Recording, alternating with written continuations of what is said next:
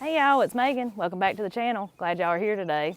So come along with us this morning. We got to get ready for our little pigs. We're not going to get them today, but we just got to get their building and everything ready for them. I'm hoping to have them within the next week or so, right? I hope so. And so we got to get that done, get a few little other odd and ends things done, and we hope y'all had a wonderful Easter. Today is actually the Saturday before Easter, and we've got some family things to go do this evening, but before that, work's got to be done. Ain't that right? That's right. It's always something to be done.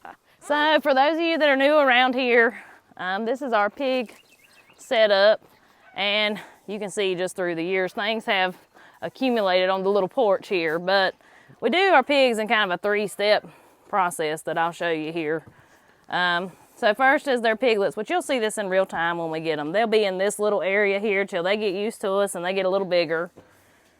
Then to train them to hot wire. Daddy, food's still in here. Then to train them to hot wire, we put them in this small little lot here, and it's got woven wire around it and a hot wire on the bottom there. And that teaches them what a hot wire is. I would never recommend putting a pig straight in a hot wire without something on the other side of it, because they want to run frontwards when they get shocked at first when they're little, don't they? Yeah, they'll try to run through the fence once Yeah. they get shocked instead of back away from the fence. It's just their instinct to go forwards. Yeah, so you definitely want to have something on the other side of that hot wire when you're first training them to it anyway. But then they go out through the woods, but we're hoping to expand that. Now y'all know it's on that, maybe we'll get to it this winter list, and winter's about left us, so we'll see how that goes. But they do have a lot of room out on the side of that mountain over there. But that's kind of our three-step process for our pigs, so we got to get all this cleaned up. Yeah, so over the years, this has sort of become a junk hole. Just like the catch-all stuff down here. Does anybody else have that problem? I mean, everything around here, it's like we just throw it down and then we get on busy with whatever else we're working on. Well, we got to the point we're tired of looking at it, and so we're going to get all this cleaned up and be ready, have a nice clean spot ready to go when spring gets, or even when our pigs get here.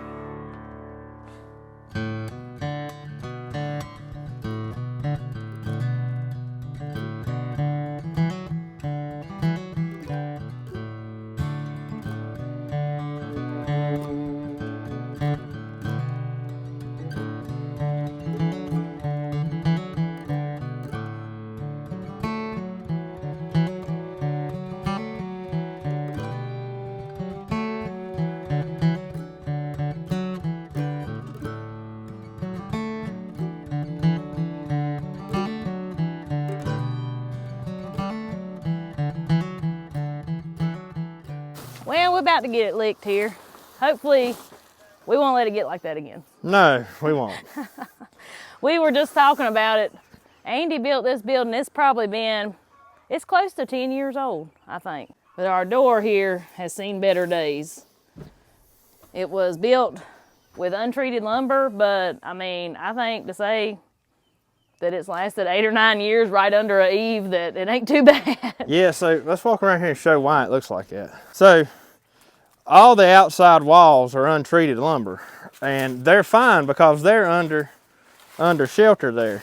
But this door, once we let the pigs out, like this door's only shut for a few weeks of the year, and then once we let the pigs out, it's right under this eave, and you can see right down through there where the water runs, and that's what's caused it to rot out like that. I'm really hoping I can get squeeze one more year out of this door, and then I may actually take and replace it with some treated wood. I mean, no bigger than these little piglets are. I think it'll be all right to have, that should hold them in, because the two bottom boards they're actually treated boards down there on the bottom, and they're fairly solid. And everything else is solid. There's braces behind this right here, so I mean it's solid, it just looks bad. And if they do get out, they're not going anywhere. We're going to have this pinned up, so you know, if they do get out, they're not going anywhere. And see, we pin them up like that when we first get them, just to get them used to us, so they're not quite as wild. We, you know, keep them pinned up. They get used to our feed, they get used to us, get used to our voices and everything before we turn them loose to where we can't, you know, manage them at that point. I'm gonna try to get this trash up and run it to the dump before they close today. and then get on back and get some more stuff done. Getting ready for spring. For our Easter get-togethers, I am going to be making some cupcakes. So, thought I'd show you how to do it. Now, I'm not making made-from-scratch cupcakes today, guys. I just don't have enough time. And, you know, I am not against occasionally using the box cake mix. But I'm going to show y'all a few tricks today that I do anyway that actually gives them a much better flavor, makes them taste a little more like made from scratch, if you want to call it that. So I'm going to make some chocolate cupcakes first.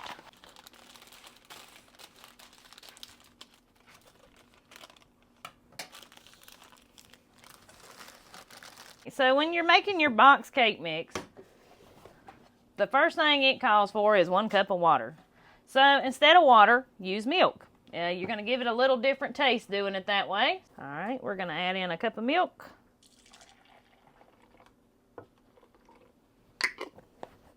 The next thing it calls for is a 1/2 cup of vegetable oil. So y'all know how I feel about vegetable oil if you've been around for any amount of time. I have not bought it in years.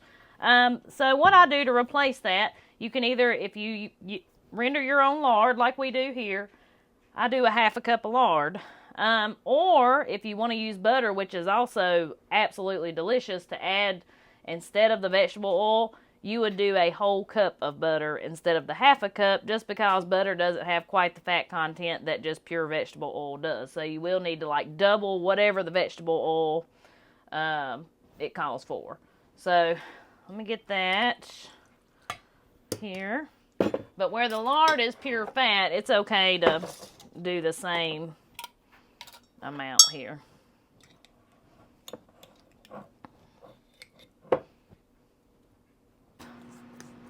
I'm just going to mix in this milk.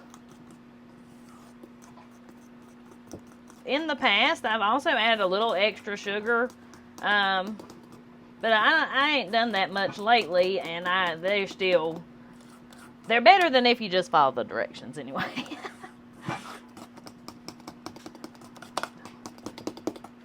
Now it also calls for 3 eggs for this particular box. You always add 1 more egg than what it calls for. So I'm going to be adding 4 eggs instead of 3.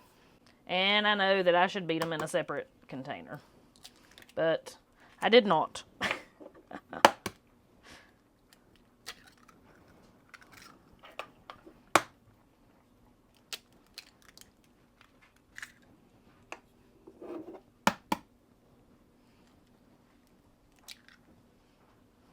Let me get these mixed in. Yes, I am mixing it with a fork again. It's just what I do. Just what I do.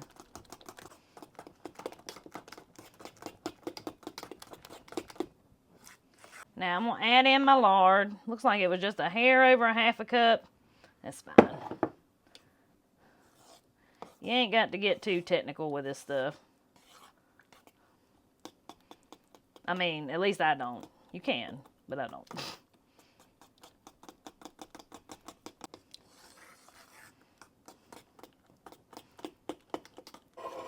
So I like to use an ice cream scoop for this when I'm making cupcakes, because it's got my little thing on it, so it makes it a lot easier. All right. And so everything else, I just follow the steps on the box. Now with the extra egg and stuff, I have noticed it may take a hair longer to get done than what the box tells you it's going to take. So just play that by ear, do the toothpick trick, you know, to make sure that it is done. So that's the main thing I've noticed. But do this for all your family functions. They'll never know any better.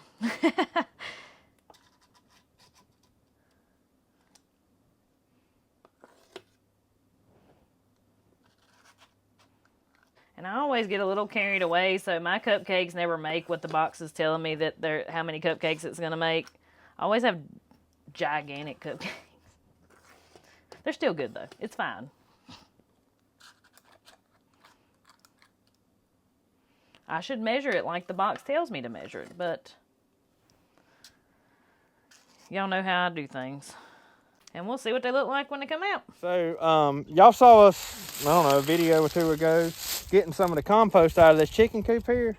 Well, me and Megan got to talking about it, and we don't really plan on having chickens in this thing no time soon.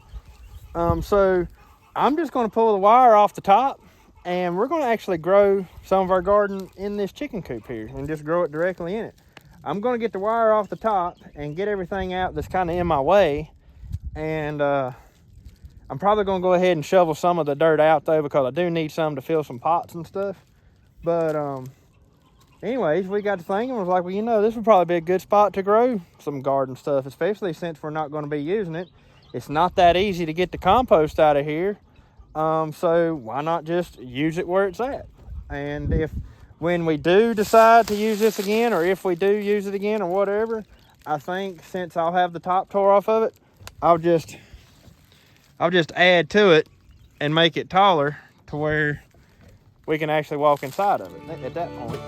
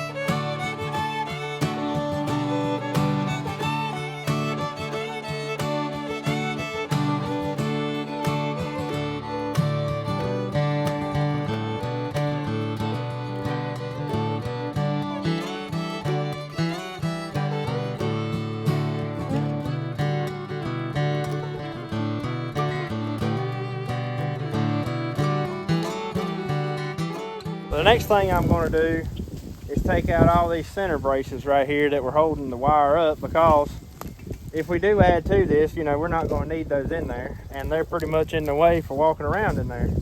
So we get those out, and I think this thing will be ready to do whatever we're going to do with it.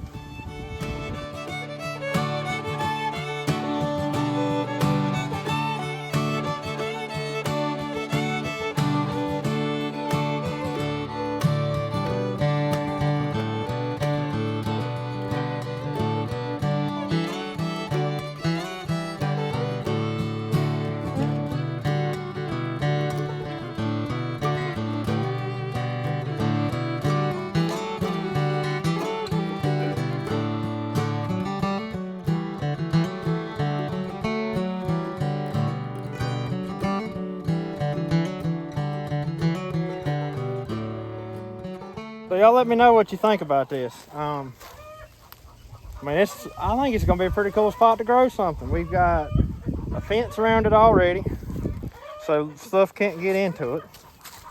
We've got the gate to get in and out, and we've got some of the most awesome looking soil under here that you've ever seen.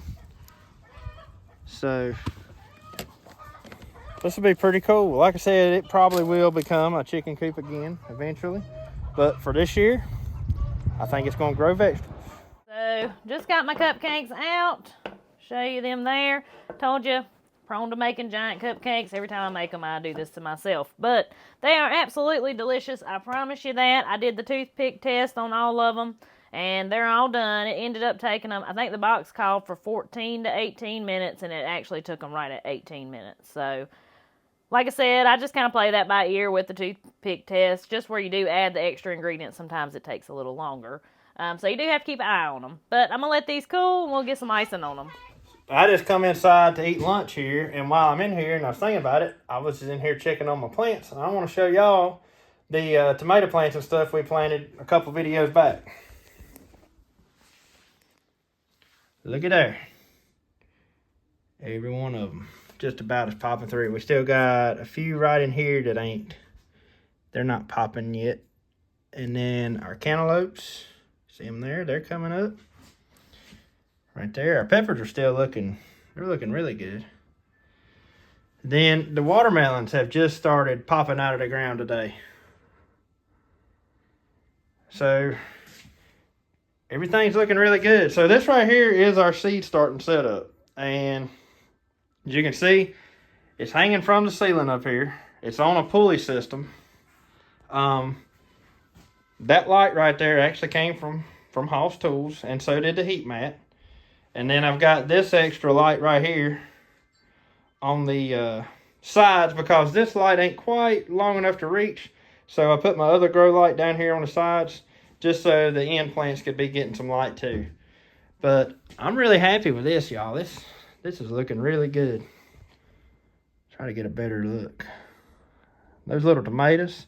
Now I do feel like this grow light here is a little bit high, you know, but I can't let it down no lower because it's gonna get too close to the rest of my plants. So I'm gonna see how it goes being that high. If I do need to let it down, I may go ahead and let it down and just see what happens. But for now, the tomato plants are looking okay. So we'll see if they start to get spindly or whatever. And if they do, we'll figure us out something. But I just wanted to show y'all those and kind of give you an update on it.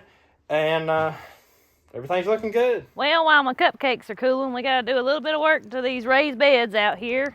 The wonderful thing about it is, starting this early, we just get to do it a little bit at a time. So, got to put a little compost in them, pull some onions that we apparently missed. And is that all? I think so.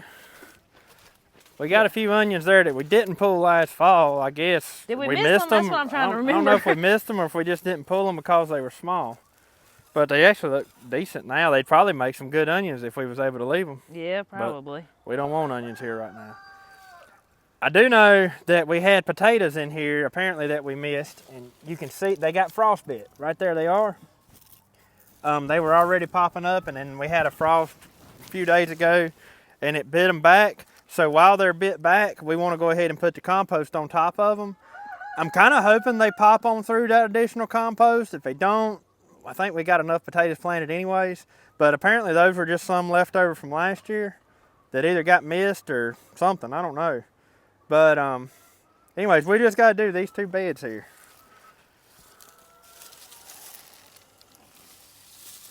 Oh yeah, that's just a little pulling, good size eating onion. Yep, little pulling onion there.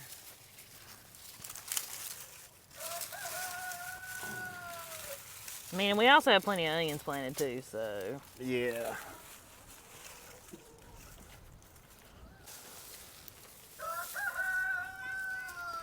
There you go. That probably. What is that? Is that? Look, there's more potatoes. They got frostbit and they're already budding back out that fast. I mean, that was just a couple days ago. These are fingerling potatoes from last year. Yeah, they were in there last year. I'm assuming they'll probably push through this new compost we put in, but. And if they do, they do. If they don't, they don't. Yeah, I mean, it ain't no big deal if they don't. Now we need a gate worker. Are you talking to me? I need my automatic gate opener. AKA his wife. It's usually the kids, but we gotta open. Yeah, we gotta open that gate down there, and they can't exactly handle keeping the cows in there. So. Yeah, so we actually contemplated letting the cows out on the far end of the pasture this morning because our grass is coming out pretty good down there. But we've got, what, 4 or 5 really warm days supposed to be coming up here soon, and I think we're just going to give it another week and let this really warm weather hopefully bring the grass out even more before we put them up. I mean, you can see them. They don't seem like they mind that much. They just they're down there chilling. They're definitely not falling off or anything. They look good. I mean, that hay's keeping the weight on them. They're going to have better grass because of this. Right. So this is just something, a way we have to manage it here because we don't have a ton of grass. The grass we do have is not wonderful. So, and that's really due to poor pasture management on our part years ago. Probably. Yeah, so, it's been overgrazed more than once and it shows. Yeah, and so we've tried to do better with that. And every year we're improving, I feel like. Yeah. And so, you know, you live and you learn. Last year it got bad because of that drought. That drought killed everything last year. Well, the drought and then the bull in the spring. And the bull in the spring, we just, that's a long story. Yeah. But if you want to see back at that and watch videos from last spring, the bull up here, we had to keep him separated from other cows that we didn't want bred, so on and so forth. And so all the pastures got eaten down at the same time. Yeah. But anyways, we're going to try to do better this year. And anyways, we need to get to moving dirt instead of talking about grass.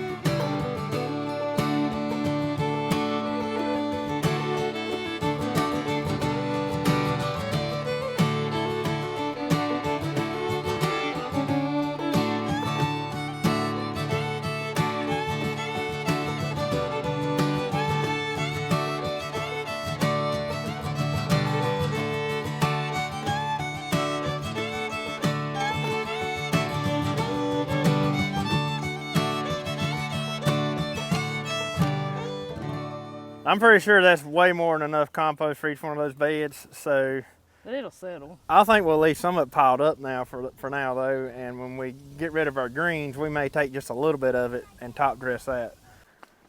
Our broccoli's looking fair. They kind of look like they got sunburnt. Yep. Look at that one. I know. I don't know. Maybe they were a little bit on the tender side when we put them out. I don't know. I don't know what happened. Sometimes if that happens, I mean, they'll come out of it. Yeah, They you just look might- down in there and we got some pretty new growth Yeah. fixing to bust right on out. It could have been the cold weather too. That frost, may have burned them back just a little bit. I don't know.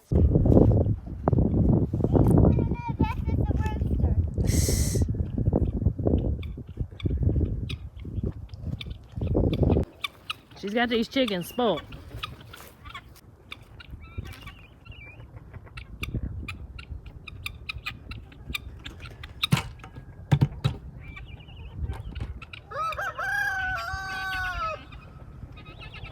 Watch out, Rooster. Tell them what you're doing, Jacob. Shelling the calves some corn, the steers. The steers. Uh-huh. And how much do you shell them each day? Some days I shell them a little bit more than a half a 5-gallon bucket, and sometimes I shell them a half a 5-gallon bucket. Okay. So what Jacob's doing is taking this heirloom corn that we grew here, and we've been kind of supplementing it along with the other feed we're feeding them steers. The steers that we're growing out for beef. And he's just been giving them, well, you heard what he said, a half a 5-gallon bucket of corn about every day. So I know that probably seems a little excessive to some people. But, you know, when you're trying to grow out cows or grow out steers or something and grow them, I ain't going to say as fast as you possibly can, but, you know, grow them on out. We always like to give them a little extra feed. You know, they still got hay and they got a little bit of grass in that pasture, not much. But this is kind of just the way we always finished out cows around here. You always would feed them some corn and let them grow. Well, I'm gonna crank up the big tractor here, and I'm gonna go up here and hook up to the plows, and I'm gonna go up here and run through the big garden right beside the house, and we're gonna see if we can't let it be drying out and sort of start killing off that cover crop.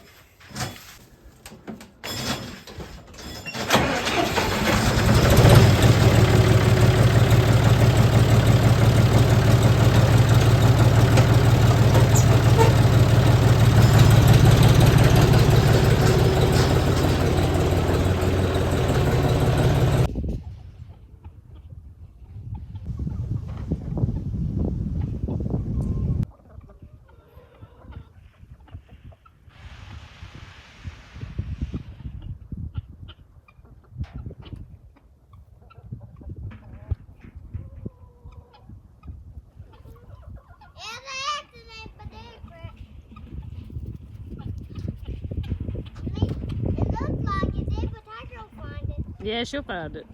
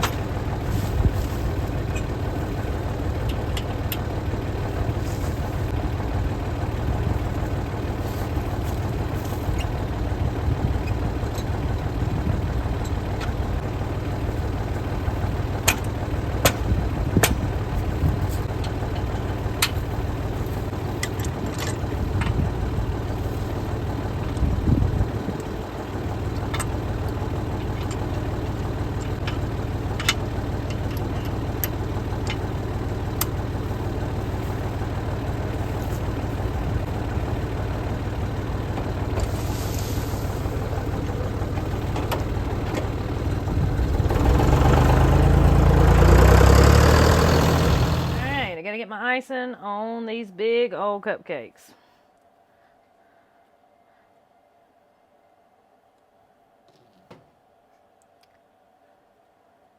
And then after critters get taken care of, we'll be ready to go.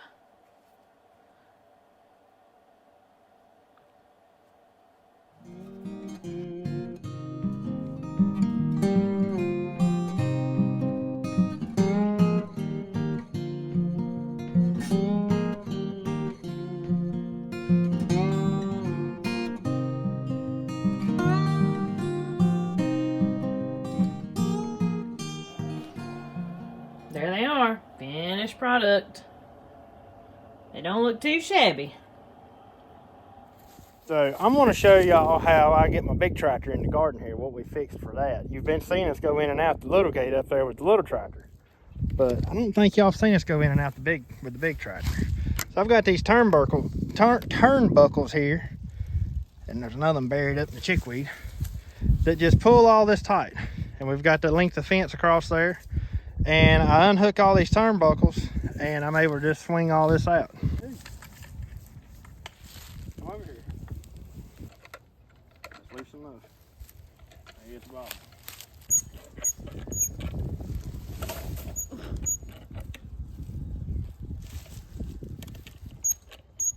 We got the fence swung out of the way, and when we get done, we'll put it back. So my main goal today is just get in here and take those a tillage tool, whatever you want to call it here, and bust all this up, and that'll get the cover crop started killing it. It'll also bust up the compaction and stuff from us driving over it with the little tractor this winter, and it'll loosen up that soil so that when I come in with the tiller, it'll actually till everything up instead of, you know, just kind of bouncing on the ground.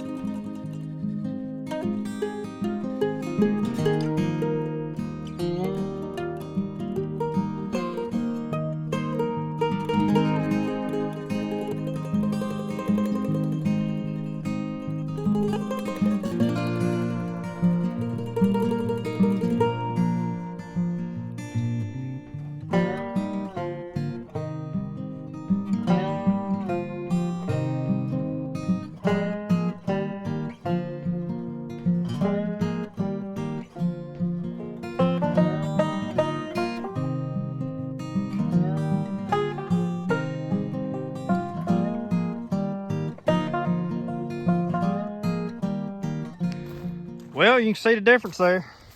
That's the bad thing about these leaves right here. I don't know if y'all saw that or not, but they try to clump up when you bust through them like that right there. But you can't just run a tiller straight over them either, because they'll just wad up under the tiller and they don't actually get down and till the soil. So you have to loosen up when you put that many leaves onto a spot. You have to loosen up the ground underneath before you run over it with a tiller, so the tiller actually do the work that it needs to do. But it looks pretty good. It's a little wet still. We'll let this sit the rest of the day today. It's gonna be sunny the rest of the day, and tomorrow's supposed to be extremely nice too. So at some point tomorrow, I'll probably come out here with the tiller behind the tractor and till over this one time and try to get all this green matter that I've got left out right here. I'll get all that chopped up into the soil. And if you really want to reap the benefits of a nitrogen fixing cover crop, you also need to work the green matter into the soil as well while it's still green. So it's not really going to do a lot of dying off between now and tomorrow, and that'll give me one more day for it to dry, because you don't want to work the soil while it's too wet either. That can also be That can be bad if you do that.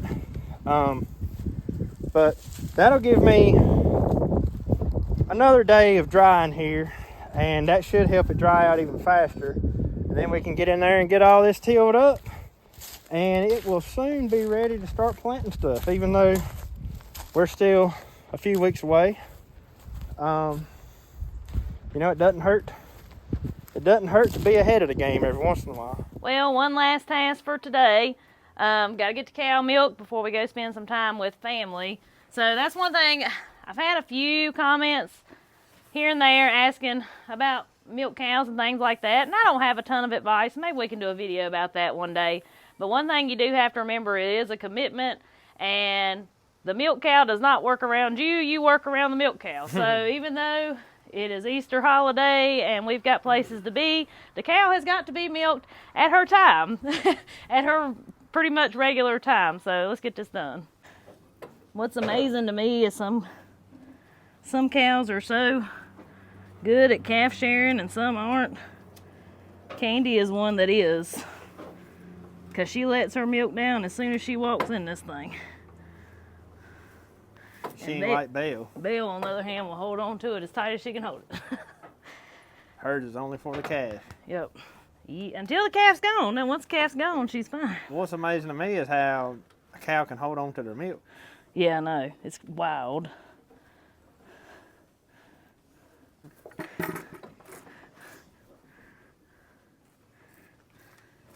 Easier.